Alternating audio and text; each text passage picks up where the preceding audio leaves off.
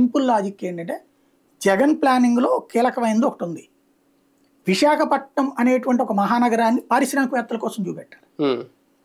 అదే సందర్భంలో total areas development అన్నటువంటిది పోర్టులు అంటే గుజరాత్ స్టైల్ ఆఫ్ ఫంక్షనింగ్. ఇది మ్యానుఫ్యాక్చరింగ్ సెక్టర్, కమర్షియల్ సెక్టర్. ఇప్పుడు నేను 94లో ఈనాడులోకి వచ్చా.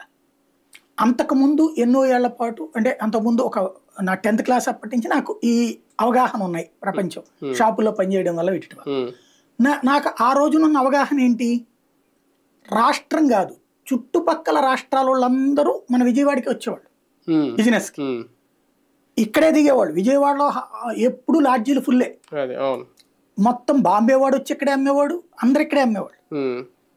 అలాంటి సిటీ తర్వాత నిదానంగా అక్కడికి పోయి కమర్షియల్ హబ్ కాస్త 3 అంతులు దెబ్బతినేసి, ఇంకోటి ఆ మౌలిక సదుపాయాలు వచ్చాక ఇదివరకు ఏంటంటే సెంట్రిక్ ఇది జంక్షన్ పాయింట్ కదా విజయవాడ,